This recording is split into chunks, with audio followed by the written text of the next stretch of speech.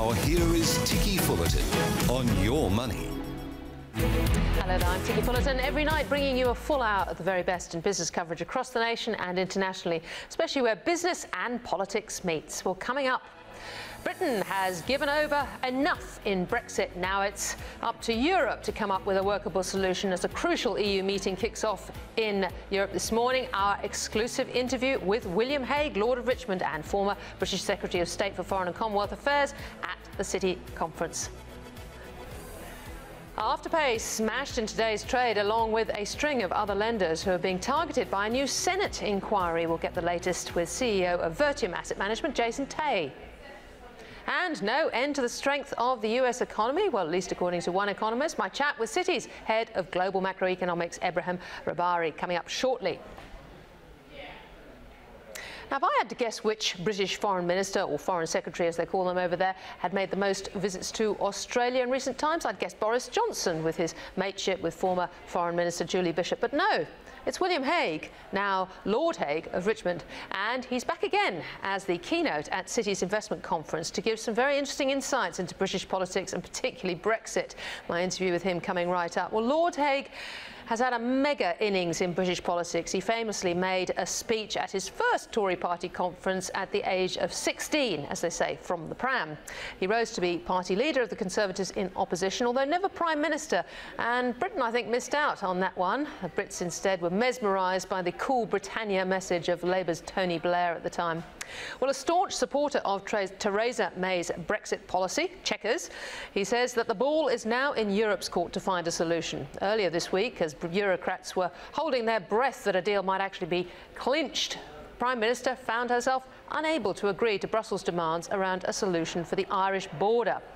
Europe's suggestions that a border be put in place not between the United Kingdom and Southern Ireland, but between the island of Ireland and mainland Britain. Well, anyone who knows anything about Irish politics would know a suggestion like that for Northern Ireland is like moving an Australian embassy to Jerusalem for the Arabs.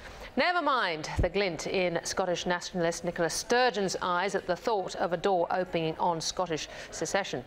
Well, overnight tonight, still at an impasse, there's an EU summit going on, and an impasse is likely to continue for some weeks yet.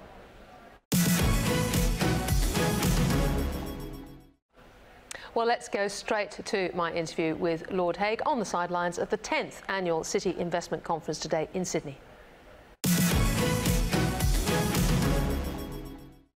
Lord Hague, it's great to see you in Australia. Always nice to be back here. Can I start looking through the Australian lens at Brexit? If your Prime Minister manages to get her Chequers agreement through, will it actually give Britain the independence to negotiate its own trade policy? Because that still seems unclear. Well, it would give, I think, a lot of independence. I mean, I'm not one of the negotiators or indeed in the government, but I think that kind of deal would be good for the UK because it means if you've got a manufacturing industry, if you're making cars in the UK, you'd still be able to sell them uninterrupted into the rest of Europe. But 80% of the British economy is services, financial services and so many other things. And those would not be part of that same deal. So the UK would still have a lot of freedom to conclude agreements with other countries. It would be a mixed picture, and no one would be able to say for sure, of course, until the future trading agreement is fleshed out in detail. That in turn would only take place during the transition period, that is the 21-month period after leaving the EU next March.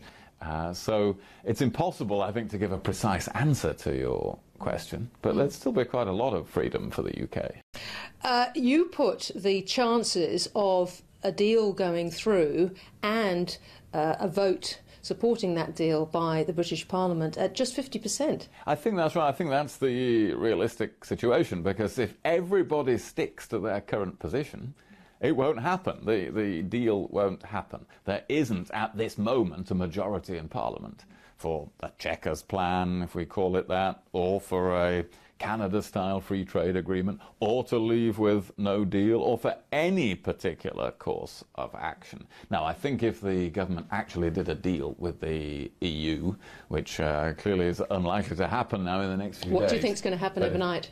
Well, I think there will be an exchange of views rather than any agreement. But if they did a deal, well, then it has to focus minds, because then people have to think, well, this is it. There isn't going to be another deal.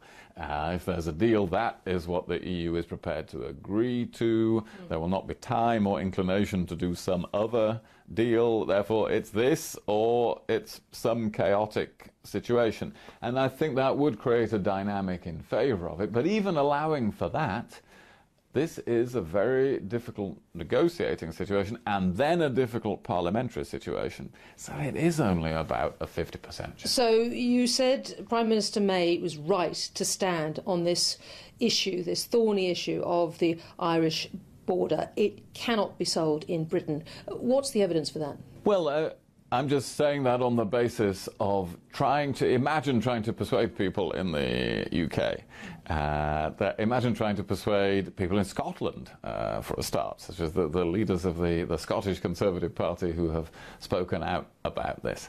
That Northern Ireland can be separated in any sense economically from the rest of the UK, and most of Northern Ireland's trade is with Great Britain, with the rest of the UK, not with the Well, it's Republic only 1%, of as you said, though. Well, that's of UK trade going over the border. So why should we worry? With that? Well, we should worry about this because we have to hang on to the gains made in Ireland and Northern Ireland over the last 30 years. As everybody in Australia knows, we've had centuries of conflict in the British Isles over Irish issues, and then in the last 30 years there has been this transformation. You know, I went as Foreign Secretary, I accompanied Her Majesty the Queen on her state visit to Ireland in 2011, and what I saw was extraordinary, of the tremendous goodwill towards the United Kingdom, to the British monarchy and so on. So as you said, there's a lot at stake there. A lot at stake. Do you think Europe has known this all along, and that Brussels have been quite mischievous in the way that they have played the Irish card? I think they've used that as leverage, let me put it that way. Others might call it mischievous, but yes, they have seen that this was a key weakness in thinking about Brexit. For those people campaigning to leave 2 years ago from the European Union, this was a weakness in the plan. That the UK has a land border with Ireland, and Ireland staying in the EU. So how do you have nothing at that border? And how do you keep so many things aligned, the rules and regulations aligned, when we're leaving and the Irish Republic are staying? Yes. So yeah, they have really leveraged that quite successfully in the negotiations. But Theresa May is right to attribute great importance to this and to try to solve this problem. I think now it will require some movement on the part of the EU. She has been very pragmatic, very conciliatory in trying to make an agreement. There is going to have to be some movement from them at the end to make an agreement. As you say, Britain has given a lot, hasn't it? Britain has given a lot, including the future financing of the EU. Britain's agreed to carry on paying into the EU over the next couple of years to pay its share of the accumulated debts of the EU, which are very large. So in my view, I left government 3 years ago, and I'm quite pleased I did. But in my view, there has to be some movement from the EU at the end of this to make a deal. So, Lord Hague, you've said today that the Prime Minister, Theresa May, is probably under maximum pressure right now in her term, last week and right now. Can I put the Brexiteer argument to you that really the alternative should be, because a lot of people aren't happy with Chequers, people want to chuck Chequers, have a pro-leave Prime Minister in right now to save Brexit. Maybe it is Boris Johnson, who's not bad for all his peccadillos. Pursue the Canada plus deal, the free trade deal Europe actually pretty much offered last March. Say to the EU, if there's no solution on the Irish border, then Britain will put in a hard border there, and if there's no deal, we'll be OK with WTO terms, and that'll hurt everyone, but that's the way to negotiate. Well, I would say that any different Prime Minister in the UK would face exactly the same issues, the same arithmetic. These negotiations have been going on for 2 years. A lot of things have been agreed that can't now be unwound. And in addition, there is the basic problem that people in Britain voted to leave the EU, but then in the general election the following year, they didn't vote for any one party to have a majority to conduct that process. That means there is a lot of domestic political compromise, as well as the compromise in negotiations with the EU. So I don't think any different Prime Minister would be in any fundamentally different situation. And in any case, we are now less than 6 months away from the exit day. There isn't time to change the personnel. Certainly, I would argue that, that on top of all these pressures and problems and the efforts to reach a deal in the next few weeks, to start thinking of changing the leader at the same time would be a great mistake. And I think that's the majority view in the Conservative Party and among Conservative MPs. As I say, I'm not an MP anymore. I'm not directly involved in it anymore, but that would be my instinct. You have been a great negotiator, I think, in the past, certainly in your oratory. Can I just ask, because as we've said, Monsieur Barnier and her task have extracted a lot of concessions from Britain. What's happened to Britain's negotiating skills? I mean, if I can take you back to your foreign land speech against Tony Blair back in 2001, you said there's nothing that British people can talk about that this Labour government doesn't deride. Talk about Europe, they call you extreme. Talk about tax, they call you greedy. Talk about immigration, they call you racist. Talk about your nation, and they call you Little Englanders. Now, no one in government, in the British government, speaks like that anymore. Are we not entitled to ask, has Britain lost its ticker? Well, I suppose people can ask questions, of course, like that around the world, and probably do. But I think we can also appreciate that in many countries at the moment there are finely balanced political situations. And we see that in many friendly countries around the world, and that's certainly true in Britain. And it was, in my view, a bit of a tragedy that after people had voted to leave the EU, they then didn't give a decisive majority to any leader or party to conduct that process. So that has definitely undermined the British negotiating position. Can Britain be a success, though? Yes, it can. In my view, Britain could have succeeded in the EU, and it can succeed outside the EU. It can't succeed, though, not knowing what it's doing. What about the City?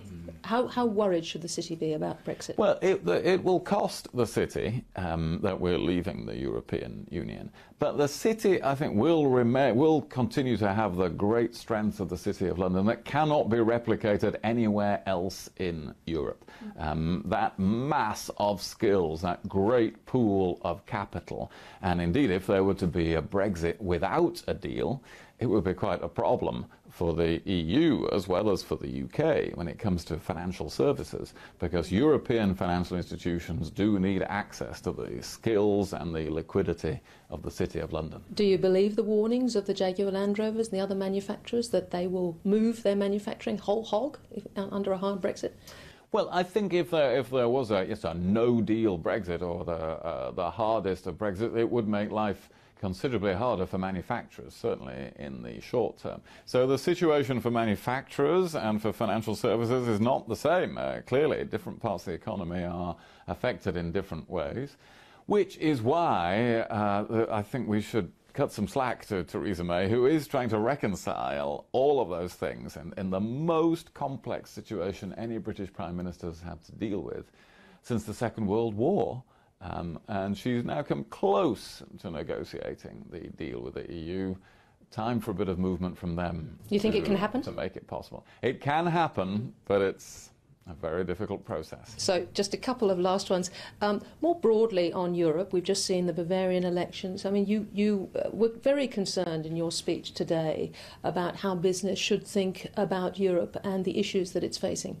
Well, I think that Brexit is one manifestation of political turbulence in Europe, but there's a lot in the rest of Europe, not just Britain. When you look at the Italian government, the recent elections in Germany, and so on, and as we come to the European Parliament elections, which are next May, it looks likely that there will be many more extreme parties represented in that Parliament.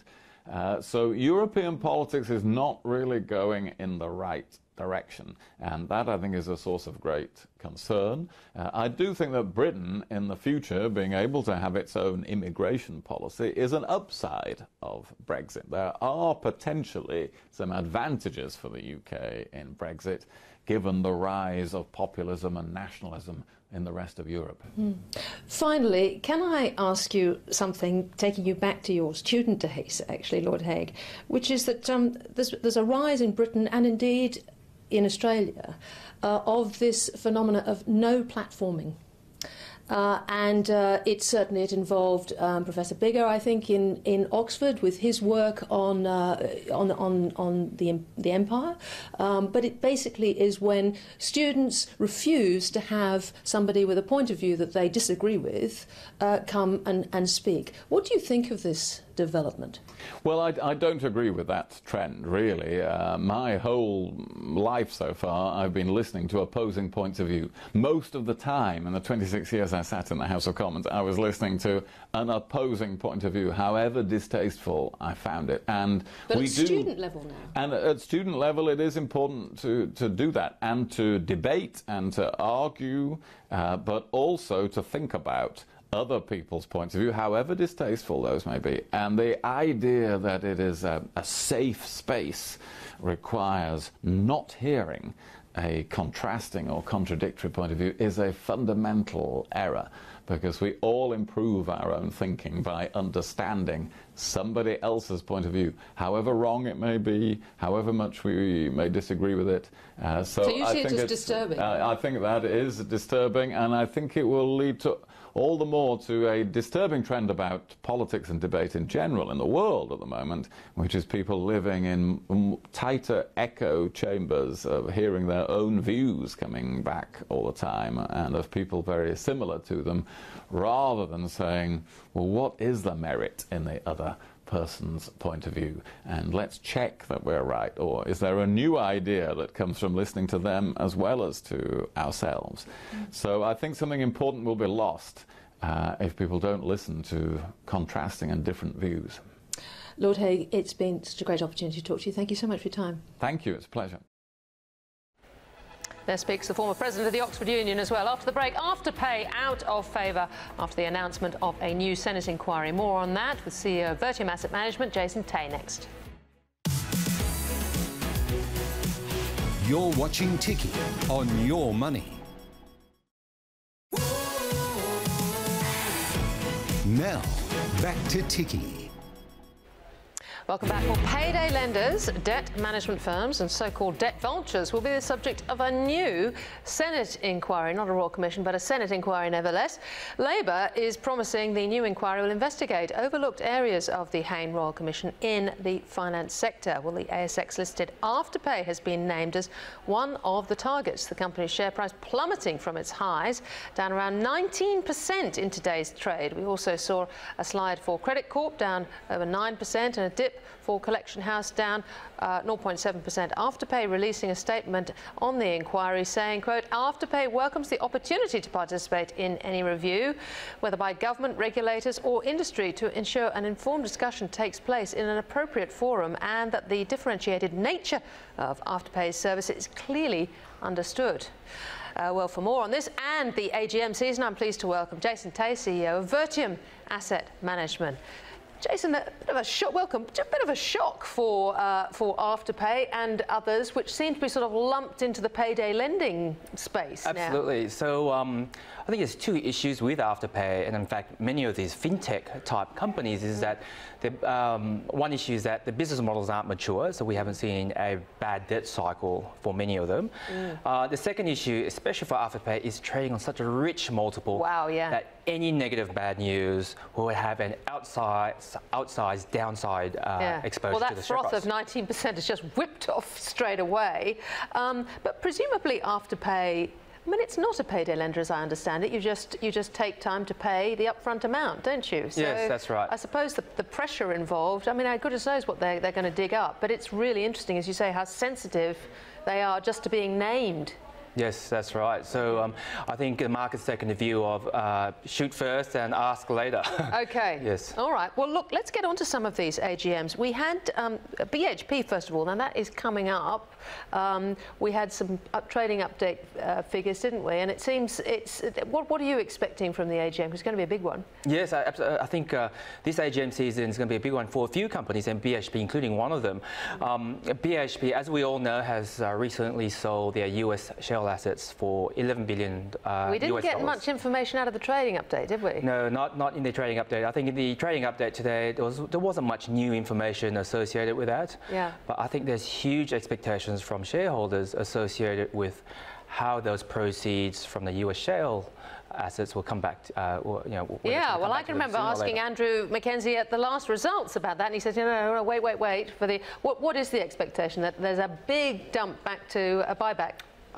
Yes, and in what form? We're eagerly awaiting to hear what BHP has to say. I mean, Rio gave some indication. They split their buyback between an off-market buyback here in Australia and some in London, an on-market buyback over there. But you'd think BHP would do the same sort of thing? Potentially, yes, yeah. It's got to scoop up a lot of these franking credits that are under threat. Yeah. So their mountain of franking credits they're sitting on today is about $11 billion US. So that's a lot. And in fact, that's nearly 1-for-1 associated with the $11 billion that they earned associated with the asset sales. So it'd be very nice to actually see a lot of it come back to Australian shareholders. Yeah. All right. Well, what about Woolworths? Woolworths is another one. It's a little bit later on in the season, but how do you see Woolworths AGM? Yeah. So this is another company I'm looking forward to their AGM.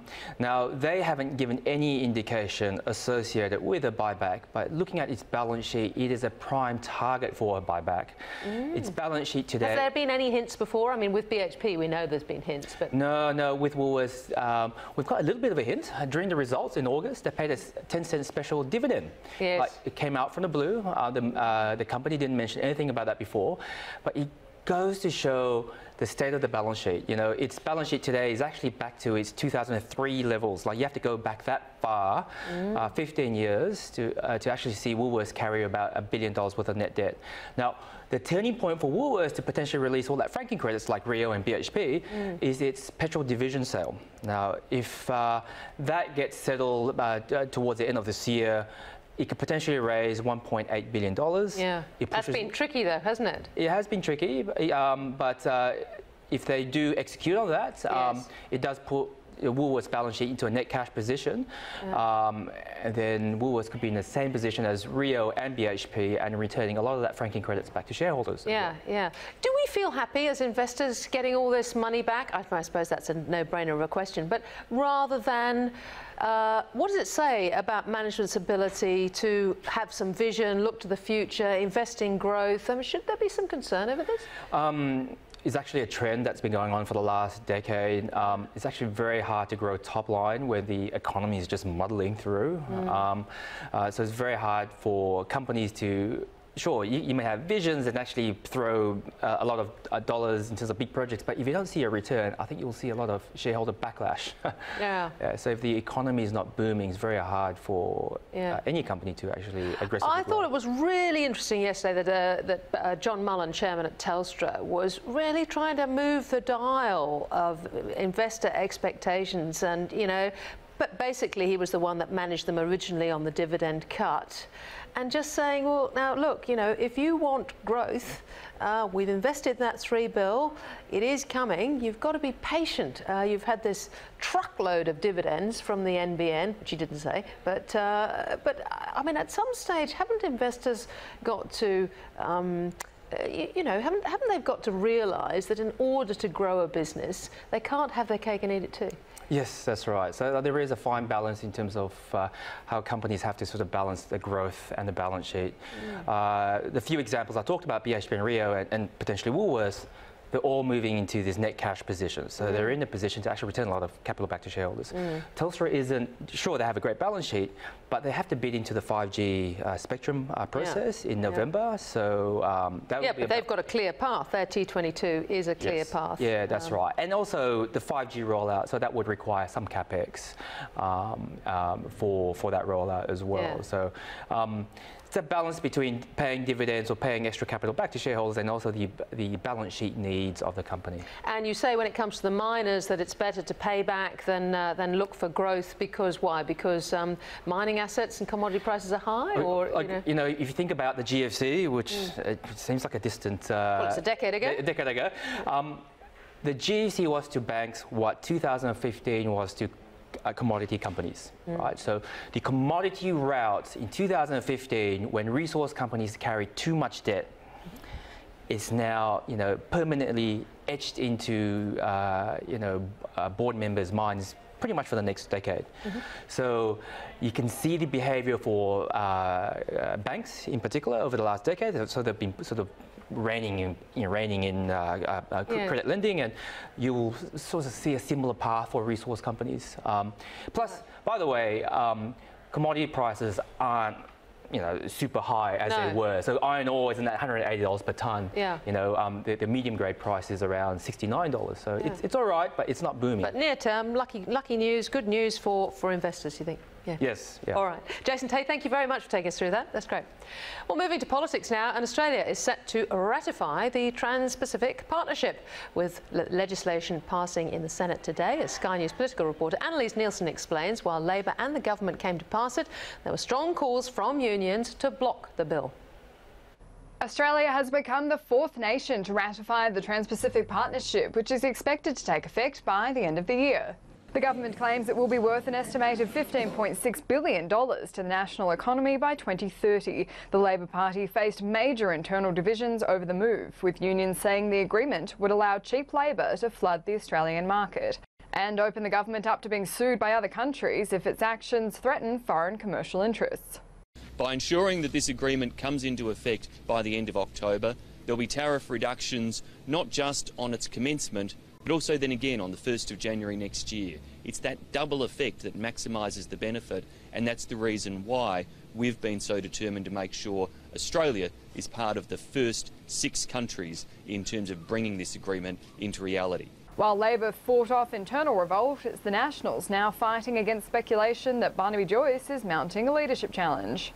You say speculation. I mean, it's paper talk. It's unnamed sources. I mean, I'm sitting here talking to you saying it's rubbish.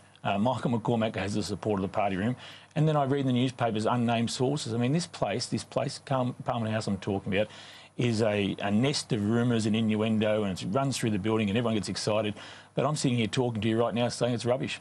Well, Ray Hadley must be having different conversations than I've had. I haven't had conversations with any of my colleagues around these issues because my colleagues support Michael McCormack. I mean, I think this is a case of every week these days we can't go through a sitting week without some speculation on leadership, and it's the National Party's turn this week.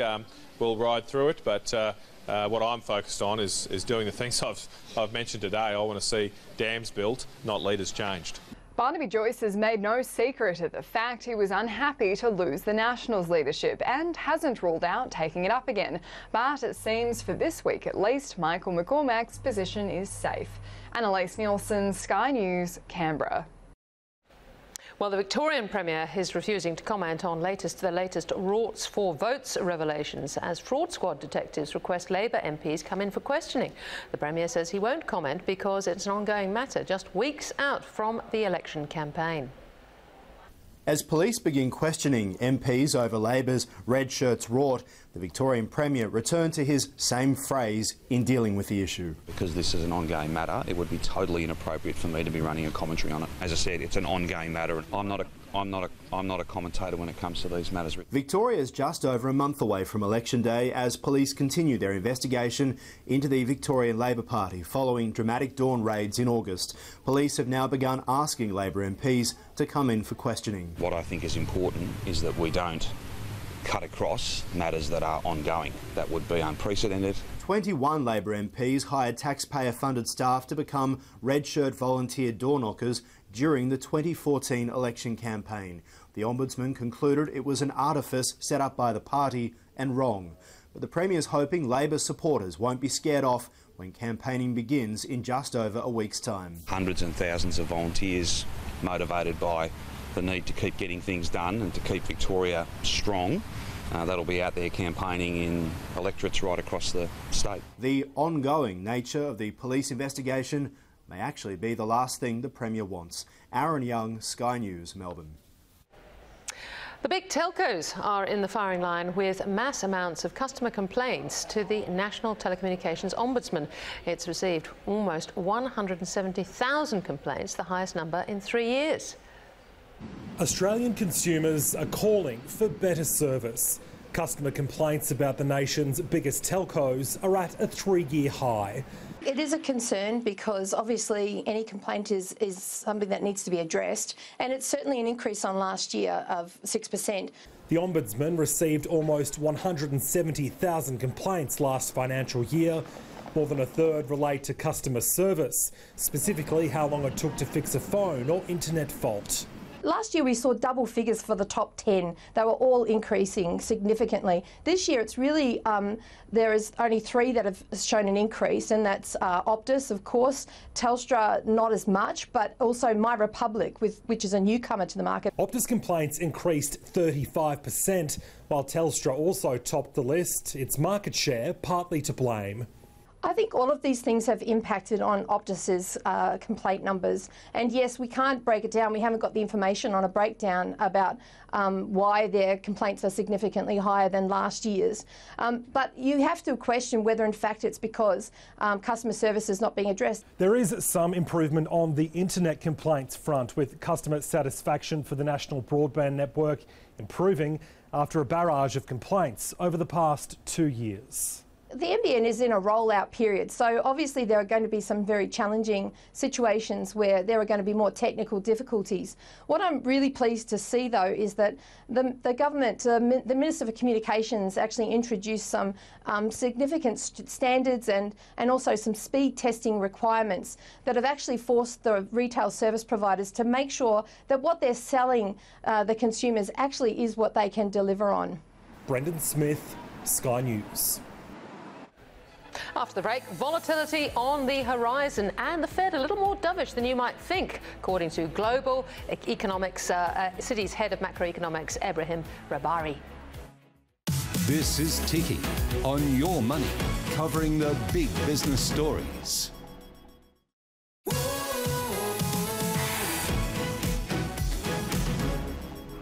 Yes, welcome back. Well, Australia's jobless rate might need to decline further to see faster wages growth. That's according to RBA Assistant Governor Guy Debelle, saying in a speech this morning the Reserve Bank believes the unemployment rate is still the best measure of labour market health. The current 5.3% level, 30 basis points above the estimated full employment rate. The high level of unemployment and underemployment is a large part of the explanation for the low wages growth that we've seen in recent years. So as detailed in our most recent statement on monetary policy, we anticipate that GDP will continue to grow above trend over the next few years, which will see the unemployment rate decline further. That in turn should see wages growth pick up, providing a welcome boost to household income. Well, that was Ralph Debelle kicking off very early proceedings of the Citi Investment Conference. Now, also at the Citi Conference, they flew in their global economist, Ebrahim Rahbari, straight off a plane from the IMF talks in Bali. He made one of the most interesting talks of the day, I thought. But Rahbari, yes, sees some volatility around the China tariff space and indeed in other emerging markets, but he disagrees with many of his peers on the current state of monetary policy and says, in the US that is, and says he sees more of a dovish tone ahead from the Fed. Interestingly, just this week, he's moved across to a new role as global head of FX and analysis at Citi. So currencies, here are some of his insights from the sidelines at the Citi Global Investment Conference a little while ago. Ebrahim Rahbari, it's great to talk to you. Now, you're just off a plane from the IMF meetings in Bali. What was the message from Bali? Well, the message was fairly gloomy. I think you've probably seen it in some of the other media reports, but the overall message seemed to be we've reached the end of synchronized growth. Emerging markets have a lot of challenges. There still seem to be some policy tools left, and the world doesn't look too bad, but certainly that the good times seem to be coming to an end. Your talk today was the US versus the world. Can I ask you first about your take on the Fed? Because Jerome Powell came out recently and seemed very hawkish in terms of what his plans were. You don't agree with that? Yes, no, I mean, one of the reasons why people paid so much attention to what he said was that was the first time he really said anything about where he possibly wanted to take rates. And I would disagree with the general interpretation that he was very hawkish. I think it was more or less an off-the-cuff remark. So I don't think he quite saw the significance of what he was saying. And more substantively, I think we're still dealing with a fairly dovish Fed that doesn't plan to be restrictive. So not only are you saying that you think it's a dovish Fed, but you're saying that sooner than a lot of people might imagine, we might come to the end of this cycle of rate rises. Yes, so what I would focus on right now is just a signal from the Fed that it can see the end coming. And I think that's more important than the actual end. And I think that signal could come sometime over the next 6 months or so. So what would be the top rate, the top interest rate that the world is left with at the end of the cycle, do you reckon? So for the Fed, I still think that's consistent with the view that the Fed funds rate reaches 3%, say, sometime next year. Sometime next year. So a lot of the growth in the US you're talking about is due to the stimulus, the Trump stimulus, but it's going pretty well at the moment. No, I think the US economy is more or less firing from all cylinders. It's very broad-based growth. And in fact, we're not seeing any major signs of inflation or major supply constraints. So yes, it's the best game in town, I would say. So the big threat, obviously, on the horizon is the escalation of trade wars. You've suggested that there's a real narrowing of focus now from being against the rest of the world at the moment, now narrowing it down to China. What are the implications? How do you see this playing out?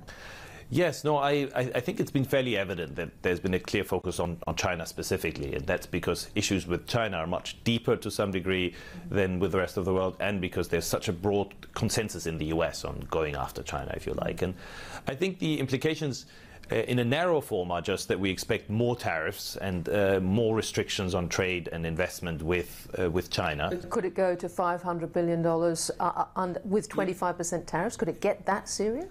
I think it could well. And the caveat to that is just, so far the US really hasn't had to face any of the costs. And the costs are going to go up quite a bit. It's much less substitutable imports from China. And the so you're not seeing that at the grassroots level at the moment in America biting? Exactly. Right now, nothing is really biting from China. And as some things start biting, I think policy may reconsider a little bit. But the thrust right now is that, yeah, the tariffs are going to go up further.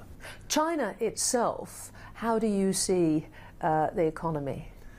Well, that was also very interesting on my trip, where I also stopped by in Hong Kong. And certainly the local perspective was a lot more bearish on prospects in China than elsewhere in the world. And that's a reversal from how things used to be in the past, where the locals tended to be more optimistic on the outlook than foreigners were.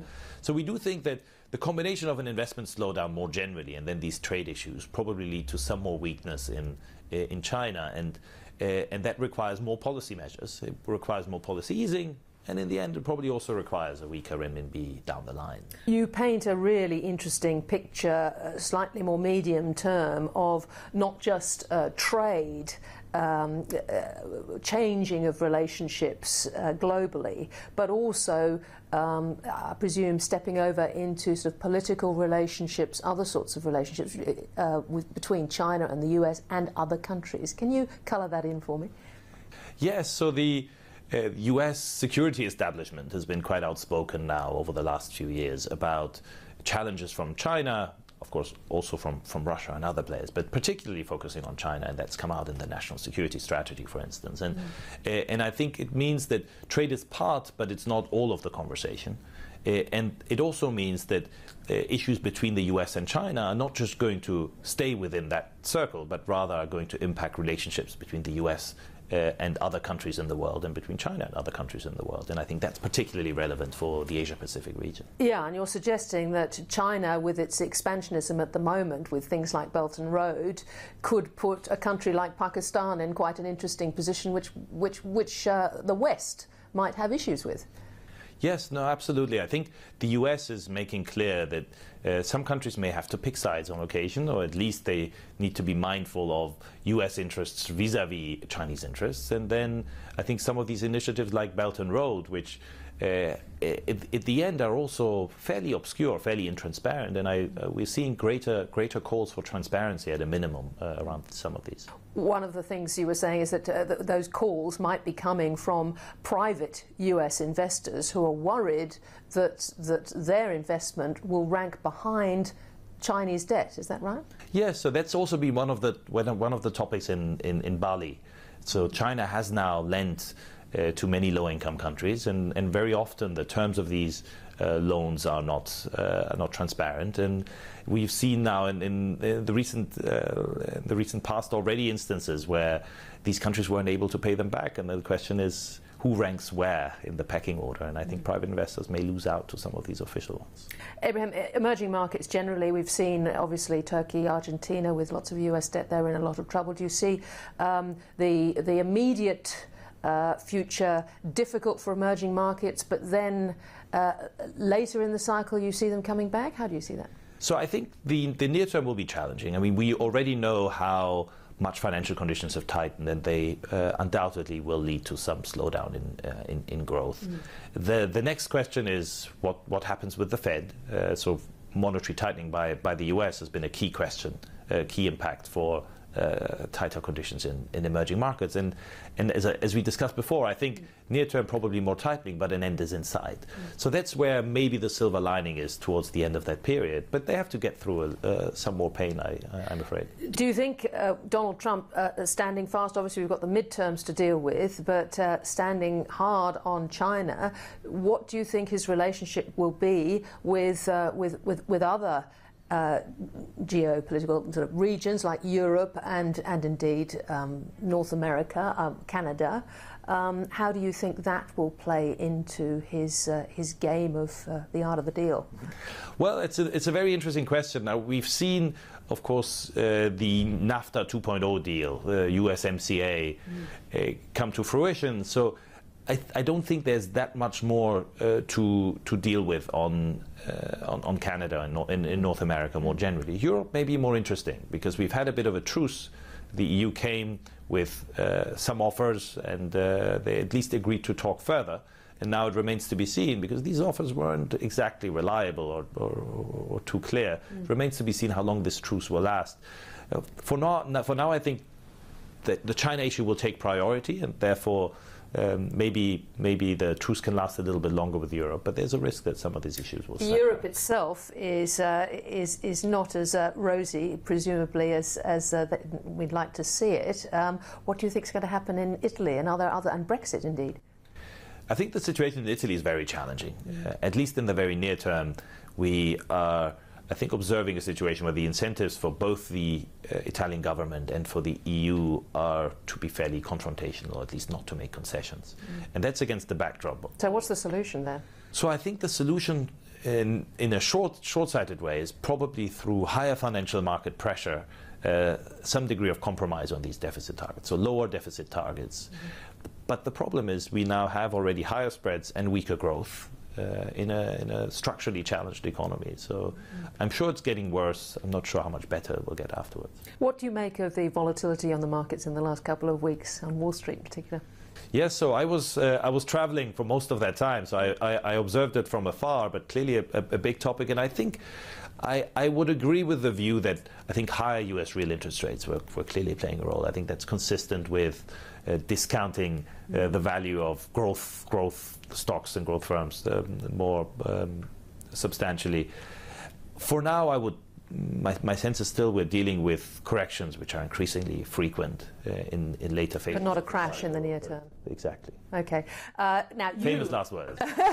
You have a very exciting job that you're actually moving to. This week, you're going into the currency space with a very big job. It's interesting that Deputy Governor Guy Debelle this morning was talking about the US dollar, A dollar exchange rate, and that perhaps the A dollar isn't as low as one might have expected it you know, all other things being equal, given what's been going on with the US. Now, you interestingly see the Aussie dollar as a China proxy. Is that one reason why this might be the case? Yes, no, I mean, and the Aussie dollar has been, I would say, relatively weak of late, and I think the principal reason people find is actually that people use it as a proxy for weakness in China. And of course, there have been some concerns about some aspects of Australia locally, but given that it's very difficult to play the Chinese currency directly, I think a lot of currency investors look at the Aussie dollar as a good proxy. So where do we see that going forward, do you think, the US Aussie dollar? Well, I think eventually we expect these Chinese influences to be weighing on the Chinese outlook and therefore also on the Aussie dollar outlook. But so more pressure to the downward side? More pressure, but I think not in the very near term, because in the very near term I don't think the renminbi is going to move, and there's a fair amount of pessimism when it comes to the Aussie dollar. So I wouldn't be surprised if we saw a little strengthening in the near term. Ebrahim Rahbari, it's been great to talk to you. Thank you so much. My pleasure. And after the break, GWA Group seeing opportunities in sustainable water management. CEO Tim Salt next.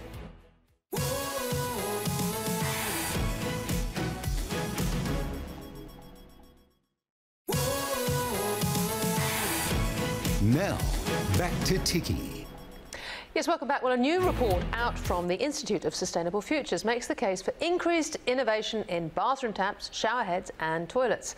The aptly titled The Bathroom of the Future, the review highlights the benefits of intelligent bathroom fixtures and recommends the real-time collection and analysis of water data. This has great potential, we're told. We're talking increased water efficiencies to help with the drought, better energy conservation via hot water usage, and the ability to identify leaks and breaks before they happen, and even the potential to improve human health. Well, funny that on the day of this release, ASX-listed company GWA has launched an industry-first product range enabling smart water usage on a commercial scale. For more on this, very pleased to welcome the CEO of GWA, Tim Salt. Tim, it's good to have you on board. Thank you. Now, look, I should just share with you, by the way, that years ago, 1993, I think one of my first floats when I was a banker was GWA. How about that? I remember going up and kicking the Caroma bathroom loo seats around and everything. So you're still here. I wasn't here in 1993. You weren't. You've been CEO what, for 3 years? Just over 3 years, yeah. Right. Well, I still remember Caroma back then. Tell me first about this new smart command thing, because this is your innovation. It's going to be out in stores now, as of now. It's rolling out now to our customers. What's so clever about it? I think the first thing is actually it's a touchless bathroom fixture, so whether that's toilets, showers, sinks. So you're doing that? So the whole lot of those, so you don't have to touch them. It's connected via Bluetooth to either the building management system or to the cloud. Now the benefit of that is that actually you can then monitor and manage water in real time remotely. And that's got a huge, it's the first time that's been done anywhere and sort of across the board, and that's an opportunity we see to. There's a whole load of benefits that come through that. Right. Now, this, of course, from a sustainable point of view is really important. We know what people were like when they had to get rid of their plastic bags at shopping centres. If you invade their ablution space, and are you confident that you can attract them in when basically what you're saying is you need less water, less power? Is it the price of water that's going to attract people to these new sorts of things, do you think? No, I think there are a number of benefits on this. I mean, the price of water, obviously, and how we can save and conserve water then has a commercial benefit in terms of that whole cost reduction of water, but it goes well beyond that. It actually talks to the sustainability piece, so people are driving to actually want to use less water. I mean, water in Australia is one of the driest continent that's inhabited. Exactly, we're also one of the biggest water users. So there is a sustainability benefit, which a lot of our customers see the benefit of wanting to be associated with that. But I think just as importantly, unless you can actually improve the customer experience when they're using a bathroom, whether it be a sort of tap or a shower or your urinal toilet, they're not going to use it. So the idea is that ultimately this system will allow people to have the bathrooms to be available more often, and actually in more cleaner, more hygienic, pristine condition when they're being used. So there's a benefit to the user as well. I think that's just as important as the cost piece. And when it comes to public facilities, and there are an awful lot of public toilets and indeed showers in the country, presumably this sort of smart technology gives you feedback as to when you need more water or when you need more functionality? Yeah, what we've seen is it's sort of taking an office block or something like that. What we know is that if you're utilising this, what we can see is, okay, sort of one of the particular bathrooms is being used more frequently, therefore we may want to clean that more frequently, or if it's being used less frequently, you'd clean it less frequently. From a water perspective, you might choose not to flush or clean flush some of the toilets as frequently if they're not being used as much, or the urinals. So you've got flexibility. That's the whole idea, is that you've got real-time data that's specific to the individual fixtures that allows you to choose how and when you manage. So you're marketing this across the board to homes and to commercially? We see at the moment that the biggest opportunity is in the commercial space. I reckon. So that's where we're focusing our efforts at the moment. We believe, you know, you think about it, a building might have 60 or 70 bathrooms in it. This gives us the facility to actually manage all of those from one remote location. So we see that as being the bigger opportunity. And just to finish, look, your share price has sort of ticked down in the last couple of months. I assume that's the housing market, people getting a few jitters. How are you defended against housing market coming off? Well, it's interesting. We look at our business as more of a renovation business. 53% of our business sales are actually in the renovation space. Right. That's a very robust space, and we believe that that will stay, you know, strong for the foreseeable future. And secondly, we do have a big commercial business as well. So over 2/3 of our business is in both the sort of commercial space and in the renovation space, and those two in combination, I think, actually gives us a lot of insulation against whatever else happens in the housing market. So we still feel confident that the market's got further to run, and that we're well positioned within that. Okay, good to hear from a shareholder's point of view, I think. Tim Salt, thank you very much for joining us. Thank you. And, well, that is it for tonight. Tomorrow night, the CEO of Jaguar Land Rover, the global CEO, Ralph Speth. Until then, thanks for your company.